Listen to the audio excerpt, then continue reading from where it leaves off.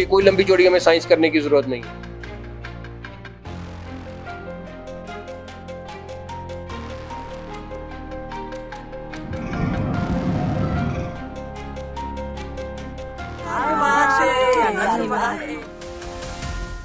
तो हमारे साथ हकीम बलोच साहब हैं और ये बहुत लंबे टाइम से पूरे जो बलूचिस्तान में स्थितियां हैं उस पर ये बोलते रहे हैं, अपनी आवाज़ उठाते रहते हैं। मैं इनको ट्विटर पे ही फॉलो कर रहा था। अभी पिछले कुछ टाइम से मैंने देखा कि इन्होंने वीडियोस वहाँ भी डाले, उन्होंने अपनी आवाज़ उठाई कि जो हो रहा है वो गलत हो रहा है, क्या चीज़ें हो सकती हैं। तो इन सब बातों पर बात करने के लिए, बलूचिस्तान की मौजूदा स्थिति, इन सब पर मैं बात करने के लिए हकीम साहब बहुत बहुत शुक्रिया, आप हमारे चैनल पर आए। बहुत शुक्रिया आलोक मुझे बुलाने के लिए। Thank you. सबसे पहले तो मैं सर ये जानना चाहता हूँ कि जो ये 12 से ज़्यादा शहरों पर जो एक साथ बीएलए ने हमला किया और इसके बाद जिस तरह का ऑपरेशन पाकिस्तान ने चलाया 5-6 दिनों तक, जो कुछ भी ये चला उसमें पाकिस्तान की तरफ से कुछ और दावे किए गए, बीएलए के जो फाइटर्स हैं, जो फ्रीडम फाइटर्स हैं, उनकी तरफ से अलग दावे किए गए। आप इस पूरे सिचुएशन को एज ए बलूच कैसे देख रहे जी, थैंक यू। सो सबसे पहले तो जो मौजूदा बलोच लिबरेशन आर्मी का एक ऑपरेशन था, ऑपरेशन हिर्रोफ 2.0 जिसे बलोच लिबरेशन आर्मी ने नाम दिया है, जो उनके एक ऑपरेशन हिर्रोफ जो अगस्त 2024 में हुआ था, उसकी कंटिन्यूएशन है। उसको जब 31 जनवरी को सुबह 5 बजे जब उन्होंने इनिशिएट किया, तो बलूच लिबरेशन आर्मी के मुताबिक उनके जो फ्रीडम फाइटर जिन्हें बलूची में सरमचार कहते हैं, और जब पाकिस्तानी कोई कहने की कोशिश करता है तो वो सरमचार कह देता है, वो उनसे बलूची लफ्ज़ कहे नहीं जाते। तो बलोच सरमचार जो हैं जब क्वेटा, नोशकी, दालबंदेन, ग्वादर, पसनी, केच के दीगर इलाकों में, यहाँ बलूचिस्तान के तकरीबन 12 बड़े-बड़े शहरों में जब वो उतरे हैं, तो उनकी तादाद as per Bloch liberation army और जो लोगों ने वहाँ पे देखा है, जो अब वीडियोज़ अब आना शुरू हुई हैं, जैसे-जैसे इंटरनेट जो है बलूचिस्तान में बहाल हो रहा है, तो आप ये देख सकते हैं कि डिफरेंट सिटीज़ में बहुत बहुत बड़ी नंबर में लोग जो हैं सरमचार दिखाई दे रहे हैं। तो बलोच लिबरेशन आर्मी के मुताबिक उनके हज़ारों की तादाद में सरमचार जो हैं बलूचिस्तान के मुख्तलिफ शहरों में गए।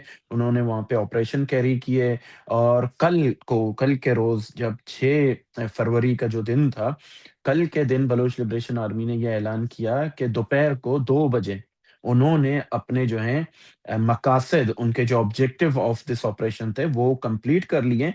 वो सक्सेसफुल हो गए। अब उनके जो सरमाचार थे, वो वापस जा चुके हैं। एक जो अंडरस्टैंडिंग है।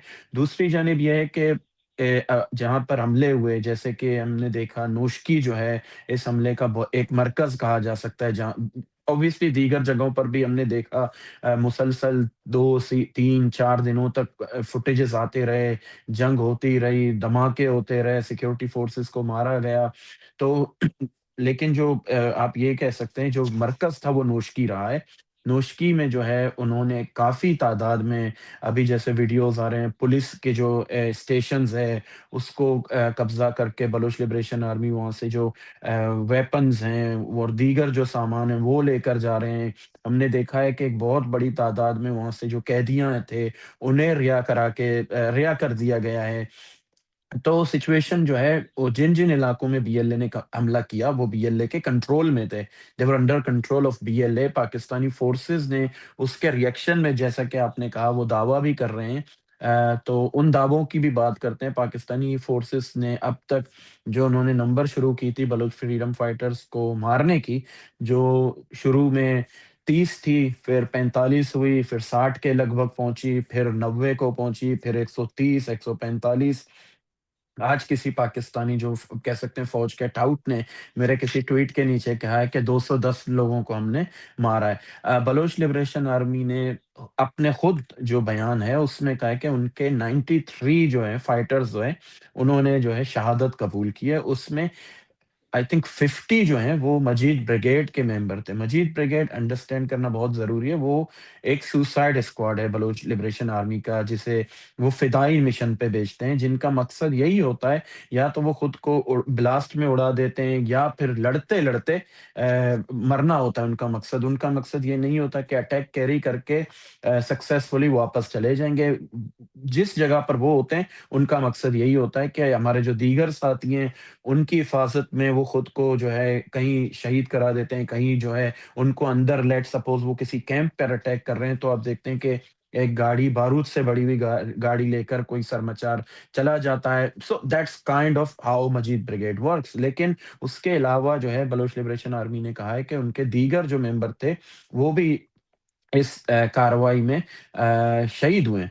लेकिन पाकिस्तान, जैसा कि हम जानते हैं, झूठ हमेशा बोलता रहता है। उनके जो स्टेटमेंट्स हैं डीजीआईएसपीआर के, वो झूठ का पुलिंदा होता है। पाकिस्तान ने जो है किया what they have done after the attack, और इवन जब बलूच लिबरेशन आर्मी का कब्ज़ा था नूशकी में, वो पहले तो यही कह रहे थे कि डे 1, आप ये सोचिए 31st of January around let's say 2 Pakistani time, उन्होंने कहा हमने सफाया कर दिया, ऑपरेशन कंप्लीट हो गया है, बीएलए जो है अब कार्रवाइयाँ नहीं कर रही, पूरा बलूचिस्तान हमारे कंट्रोल में, इंक्लूडिंग ग्वादर, नोशकी, पसनी।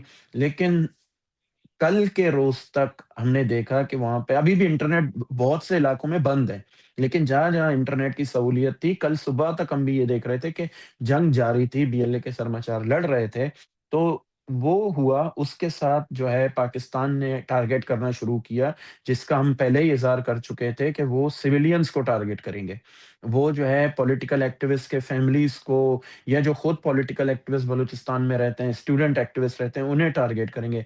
एक एग्ज़ाम्पल जो है वो बलूच नेशनल मूवमेंट, जिस पार्टी का मैं नुमाइंदा हूँ, उसके चेयरमैन डॉक्टर नसीम बलूच के जो फादर और उनके अंकल को जो है अब चौकी में ड्यूरिंग अ रेड उठाया गया है। उसकी रीज़निंग सिर्फ़ ये एक तो यही है कि डॉक्टर नसीम बलूच एक बलूच लीडर हैं। बलूच नेशनल मूवमेंट जो बलूचिस्तान की सबसे बड़ी जो है पॉलिटिकल ऑर्गनाइज़ेशन है, जो बलूचिस्तान की आज़ादी की माँग कर रही है, उसके चेयरमैन को डराना, धमकाना, या ये सोच लेना कि शायद वो अपनी जद्दोजहद से पीछे हटेंगे, बट दैट्स नॉट पॉसिबल। तो इसी तरह का माहौल है।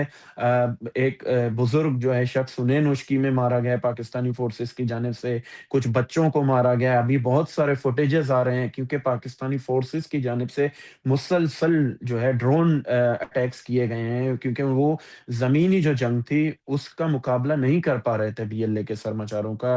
वो किसी भी तौर पर आगे नहीं आ रहे थे, तो उन्होंने जो आप कह सकते हैं फिजाई ताकत इस्तेमाल करके, जब उन्होंने ये ताकत इस्तेमाल किया, तो ऑब्वियसली वो तो कैजुअलिटीज फिर ये देखकर नहीं होती कि कोई फ्रीडम फाइटर है, कोई आम शहरी है। हो सकता है इसमें जो नॉन बलोच थे उन्हें भी टारगेट किया गया हो, क्योंकि जो एरियाज हैं जहाँ पे लोग रहते हैं, तो ये काइंड ऑफ सिचुएशन है जी।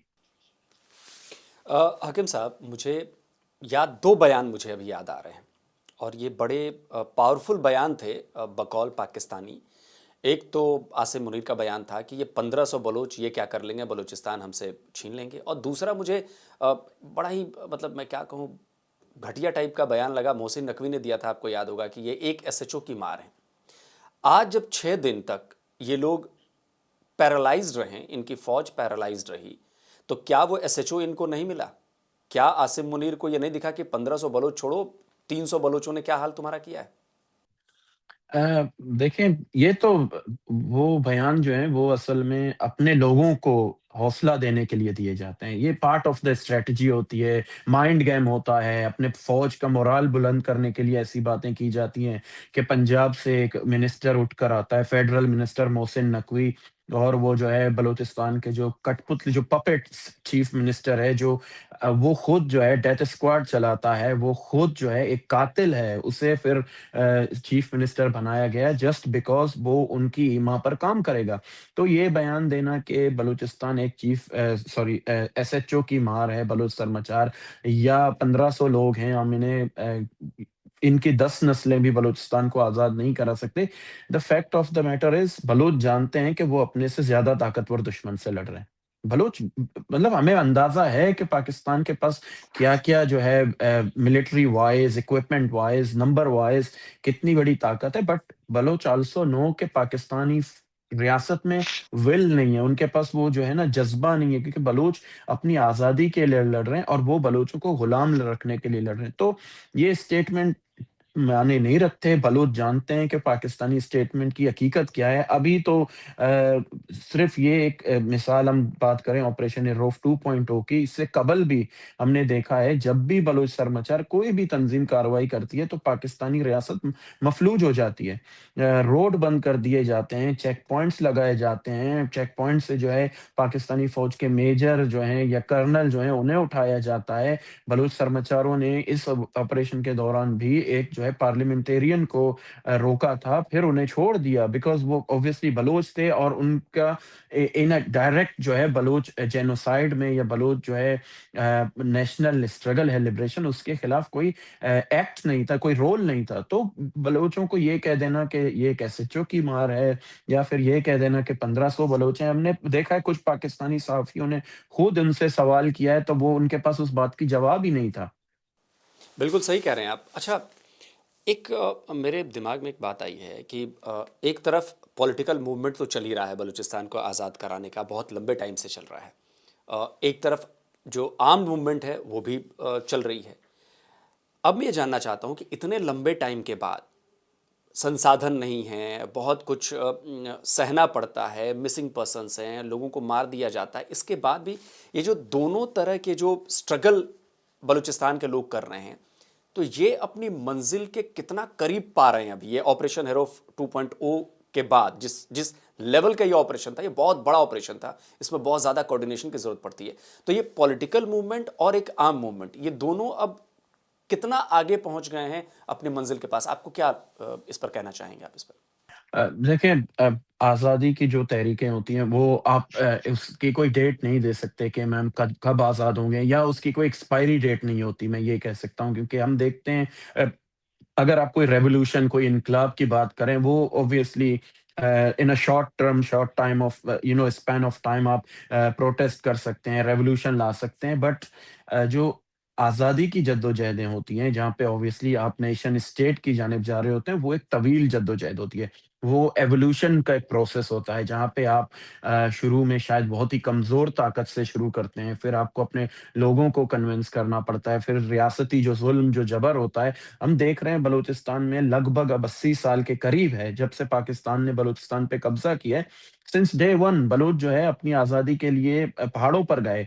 बलोचों ने पाकिस्तान के कब्ज़े से पहले बलूचिस्तान की जो पार्लियामेंट था, वहाँ पे 2 जो है हाउस, लोअर हाउस और अपर हाउस, दोनों ने उसको पॉलिटिकली रिजेक्ट किया। जब पाकिस्तान ने बाय फ़ोर्स उन पर कब्ज़ा किया, तो एक फ़ोर्स बलोचों की जानिब से कमज़ोर ताकत से ही, but they went to the mountains, जहाँ पे बलूच ऑब्वियसली एक रेज़िस्ट की एक kind of a symbolic resistance था। ठीक है? अब हम देख रहे हैं कि दो 21वीं सदी, 21st सेंचुरी में जो ये स्ट्रगल स्टार्ट हुई है आज से 25 साल पहले आप कहें या 27 साल पहले, वो स्ट्रगल बहुत ही डिफरेंट है। उसके चाहे पॉलिटिकल फ्रंट हो, उसके चाहे आर्म जो है मूवमेंट हो, या आप उसको स्टूडेंट पॉलिटिक्स की तरह देखें, या जो सोशल जो डायनामिक्स हैं सोसाइटी के, वो चेंज हो चुके हैं।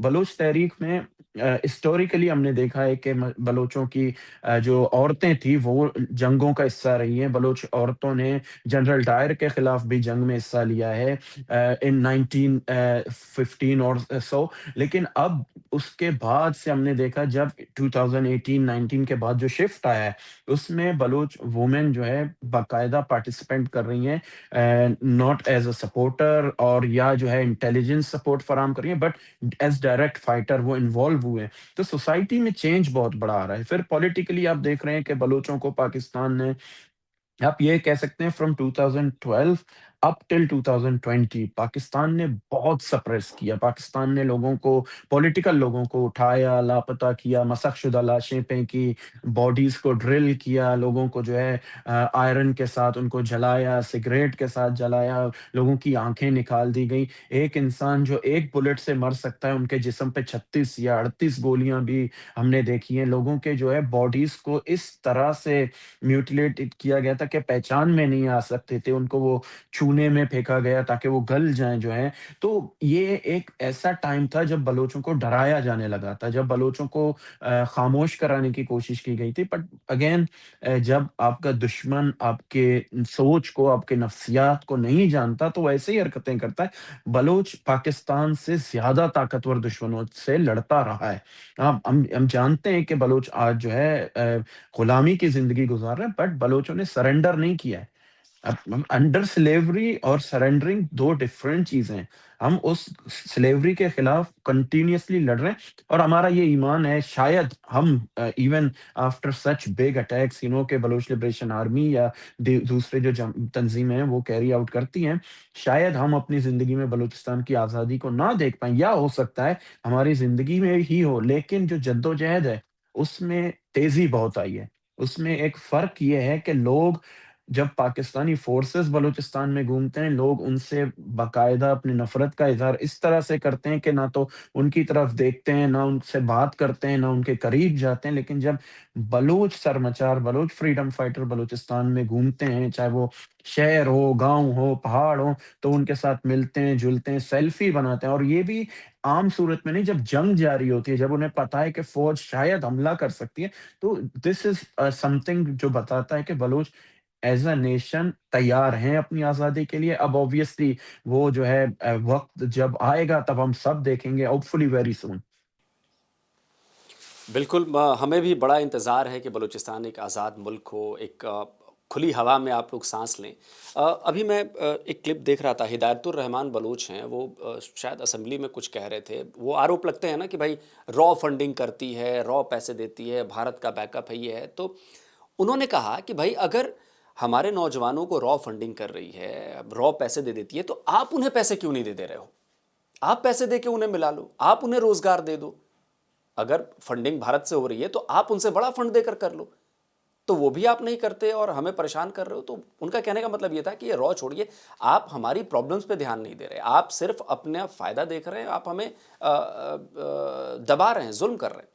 तो ये जो बात कही जाती है, बड़ा किसी भी आप आम पाकिस्तानी, पंजाबी पाकिस्तानी से पूछेंगे, मेरे पास भी कमेंट आते रहते हैं, तो वो कहते हैं कि ये तो भारत फंड कर रहा है, भारत फंड कर रहा है। क्या आपको लगता है कि भारत को फंड करने की ज़रूरत है, या जो बलोच अपनी लड़ाई लड़ रहे हैं वो अपने दम पर लड़ रहे हैं? बल ज़रूरत है या नहीं वो एक अलग डिस्कशन होगी, भारत को करना चाहिए।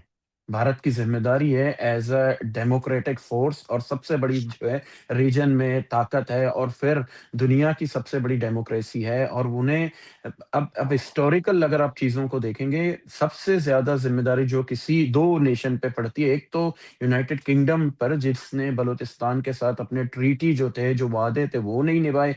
जब पाकिस्तान ने कब्ज़ा किया, उन्होंने जो है खामोशी से उन्हें कब्ज़ा करने दिया। दूसरा, भारत पे इसलिए एक ज़िम्मेदारी पड़ती है क्योंकि बलू पाकिस्तान जो है हिस्टोरिकली भारत ही है।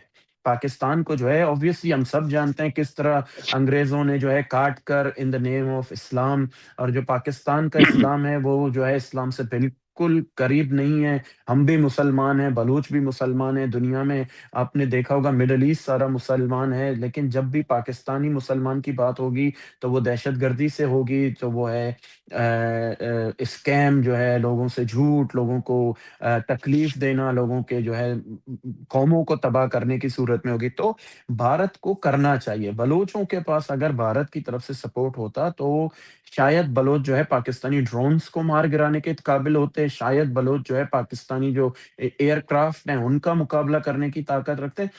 बलोचों को भारत की तरफ से जो सपोर्ट मिल रहा है, या जो हम समझते हैं, वो ये है कि आप जैसा कोई जर्नलिस्ट या कोई दूसरा जर्नलिस्ट बलूचिस्तान के लिए आवाज़ उठाता है, या भारत की जानिब से अक़वाम यूनाइटेड नेशन के फोरम पे जब बलूचिस्तान के हवाले से बात की जाती है, हम भारत को ये कहना चाहते हैं और उन्हें ये रिमाइंड करना चाहते हैं, not the people of India, they are very supportive of course.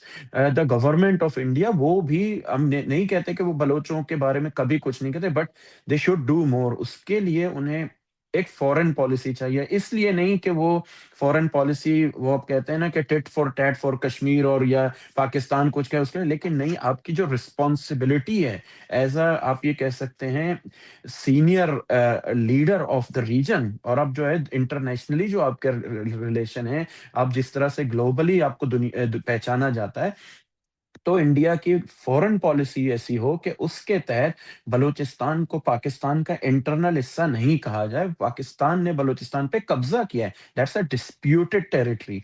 तो उसे एक डिस्प्यूटेड टेरिटरी के तौर पर आगे ले जाएं। और जो पाकिस्तान क्लेम कर रहा है, पाकिस्तान तो सिंस इंसेप्शन ये कह रहा है कि पाकिस्तान में जो भी होता है वो हिंदुस्तान करता है। अब जो है अफगानिस्तान भी कर रहा है। पहले जो है पाकिस्तान ये जो है आप ये कह सकते हैं कि जो अफ़गान तालिबान हैं, जो अब अफ़गानिस्तान में जिनकी हुकूमत है, जिनकी सरकार है, पहले जो है वो उनको ये कहते थे कि ये हमारे भाई हैं, ये हमारे बच्चे हैं। वो जो पाकिस्तानी मिनिस्टर हैं ख्वाजा आसिफ, जो उनका एक बहुत ट्वीट मशहूर हुआ था, जो वो उन्होंने अफ़गानिस्तान के जब अमेरिका जो अफ़गानिस्तान से निकल गया था, अफ़गानियों का मुल्क है, उन्हें उनकी आज़ादी का हक है। वो जहाँ जैसी चाहे हुकूमत अपने मुल्क में करे, दैट्स देयर इंटरनल मैटर। मैं सिर्फ ये कहना चाह रहा हूँ कि पाकिस्तान ने जब कहा था कि ताकतें तुम्हारी है तो खुदा हमारा है, तो आज उसी अफगानिस्तान पे सुबह शाम रात पाकिस्तानी रियासत इल्जाम लगा रही है कि वो हमारे खिलाफ इस्तेमाल हो रहा है। तो not only India but Afghanistan also should support Balochistan liberation movement. ये नहीं कि बलूचिस्तान में जुल्म हो रहा है, बलोच लोग मारे जा रहे हैं। उन्हें बलोचों को उनकी आज़ादी के लिए सपोर्ट करना चाहिए, ताकि हिंदुस्तान, अफ़गानिस्तान, ये पूरा रीजन बशमूल बलूचिस्तान, इवन जो सिंध है, जो केपी की है, केपीके है, या जो इवन पाकिस्तानी पंजाब है, वहाँ के लोगों की चैन के लिए भी, क्योंकि जो आर्मी है पाकिस्तान की, ये एक क्रिमिनल जो है माइंडसेट, या आप ये कह सकते हैं जैसे एक माफिया है, उस माइंडसेट के साथ चलती है। ना तो उनके पास जंग के एथिक्स हैं, ना जो है उनके पास इंसानियत का कोई सलीका है। बलूचिस्तान में जो रिसेंट हमले हुए हैं, उनके कितने लोग जो हैं मारे गए हैं। एज अ आर्मी उन्हें एक्सेप्ट करना चाहिए, मगर सिर्फ इसलिए कि उनके लोगों का मोरल डाउन हो जाएगा और वो एक्सपोज हो जाएंगे कि वो अरबों रुपए का बजट लेने के बाद भी कितने बड़े निकम्मे हैं, तो इसलिए वो हमेशा they resort to blame India, Afghanistan, Israel. Israel का मतलब हम हमारे तहरीक से, हमारे लोगों से दूर दूर तो का कोई ताल्लुक नहीं है, उस पे करते हैं। मतलब ये पाकिस्तान की जानिब से एक प्रोपेगेंडा है। And again, any country that support Balochistan, we are happy to take that support regardless of नहीं नहीं व्हाट कंट्री बिल्कुल सपोर्टिंग। बिल्कुल हकीम साहब, मैं आपकी इस बात से बिल्कुल अग्री करता हूं कि गवर्नमेंट ऑफ इंडिया को सपोर्ट करना चाहिए। और मैं इसलिए नहीं कि कश्मीर में ऐसा कुछ हो रहा है। कश्मीर में तो डायरेक्टली कहते हैं, उनकी मीडिया पर चर्चा होती है, कश्मीरियों को हथियार दो, ये करो वो करो, हम लड़ाई करेंगे, वो करेंगे, ऐसा करेंगे, वैसा करेंगे। मैं कहता हूं कि बिल्कुल गवर्नमेंट ऑफ इंडिया को एक ना एक दिन ये सोचना पड़ेगा कि भाई आप छोड़ो, आप ह्यूमैनिटेरियन ग्राउंड पर मदद करो। भाई वहाँ पर बच्चे मारे जा रहे हैं, वहाँ पर उठाए जा रहे हैं जवान, नौजवान जो हैं वो उस देश का भविष्य है। भाई आप अगर डेमोग्राफी देखेंगे तो बलूचों की जिस लिहाज से बलूचिस्तान है, आप आबादी तो बहुत कम है ना, और उसमें भी यहाँ पे इतने जुल्म किए जा रहे हैं। तो मैं ये चाहता हूँ कि भाई government of India humanitarian ground पे बलूचिस्तान की मदद करे और उनको प्रोवाइड कराए जो उनको मदद की ज़रूरत है। यस, बिल्कुल। That's something we are looking forward. मैं अभी जैसे कि हम देखते हैं, मैंने जैसे कहा, एक सपोर्ट जो ऑब्वियसली लोगों की तरफ से है, सोशल मीडिया पे देखते हैं या मीडिया पे देखते हैं, जो हाईलाइट करते हैं बलूचिस्तान के इशू को। बट जब तक एक पॉलिसी नहीं होगी, एक पॉलिसी इंडियन गवर्नमेंट की नहीं होगी, तब तक ऑब्वियसली आप क्या हमेशा ही पाकिस्तान आपको ब्लेम कर रहा है, आप उसको जो है डिनाई कर रहे हैं। मैं नहीं कहता कि इंडिया आके बलोचों को हथियार चाहे दे। अगेन, एक एज अ डिप्लोमेटिक सपोर्ट आप बलोचों को प्रोवाइड कर सकते हैं, इवन इफ दैट मींस के बलोचों को कहीं ना कहीं जाके इंडिया के तरफ से ऐसे सपोर्ट की जरूरत पड़े, अगर वो दे सकें बलोचों को। आप एग्जाइल जो बलोच लीडरशिप है, आप उनसे ताल्लुकात बना सकते हैं। इंटरनेशनल फोरम है, यूरोपीय यूनियन है, यूनाइटेड नेशन है, यूनाइटेड स्टेट्स है, जहाँ पे बलोच अपनी आवाज़ पहुँचा सकते हैं। अगर उन्हें किसी स्टेट की ज़रूरत हो, वो ज़्यादा बेहतर अंदाज़ में पहुँचा सकते हैं। तो हम तो ओपनली कहते हैं। हाँ, इसका ये है कि अभी आपने जैसे कहा कि पाकिस्तान तो ओपनली कह रहा है, वो ना सिर्फ़ कहते हैं बल्कि सपोर्ट करते भी हैं मिलिटेंट हिसाब से भी। और वो तो अनफॉर्च्यूनेटली जिस कश्मीर को कहते हैं कि वो आज़ाद कराना चाहते हैं, वो उस पे भी कब्ज़ा ही करना चाहते हैं। वो तो हमेशा ये कहते हैं कि कश्मीर बनेगा Pakistan. They are not saying Kashmir बनेगा कश्मीर। उनका तो मतलब माइंडसेट ये है ना, कश्मीरी लोगों को वो अपने कंट्रोल में लाना चाहते हैं। अगेन मैं कश्मीर के मामले का कोई एक्सपर्ट नहीं हूँ, but I can tell them from my experience, country जो हमारे साथ पिछले 77-78 सालों से करती आ रही है, अगर उन्होंने जो बांग्लादेश में किया, वो जो है सिंध में, खैबर पख्तूनख्वा में आप देख रहे हैं जो कर रही है, या इवन गिलगित बल्तिस्तान में जो करते आ रहे हैं, तो आपको क्या लगता है कि वो आप लोगों के साथ कश्मीर में किस तरह का बर्ताव रखेंगे? बिल्कुल, बिल्कुल, बिल्कुल। और अब पाकिस्तानी ऑक्युपाइड जम्मू कश्मीर जो वहाँ पे देखिए बिजली की प्रॉब्लम, पानी की प्रॉब्लम, रेलवे स्टेशन नहीं है, हॉस्पिटल्स नहीं है, कॉलेजेस नहीं है, यूनिवर्सिटी नहीं है। तो ये लोग देख रहे हैं, बिल्कुल देख रहे हैं। और मैं उम्मीद करता हूँ हाकिम साहब की गवर्नमेंट ऑफ इंडिया बात सुने, और ऐसे नहीं तो डिप्लोमेटिक जो आप बात कह रहे हैं कि जो एग्जाइल में लोग हैं उनको हमारे यहाँ सपोर्ट किया जाए। तो उम्मीद तो यही करता हूँ कि किसी न किसी दिन भारत की सरकार ये करे, खुलकर करे। मैं तो कहता हूँ बिल्कुल इसमें छुप के करने की कोई ज़रूरत नहीं, खुलकर करे। जब जब बात यहाँ पे पहुँची गई है तो फिर खुलकर खेला जाए ना, ये होना चाहिए। बहुत बहुत शुक्रिया हाकिम साहब, आपने टाइम निकाला और अपने थैंक यू। बिजी शेड्यूल से, और हमने बलूचिस्तान की बात की। बहुत बहुत शुक्रिया आपका। Thank you. शुक्रिया। Thank you very much.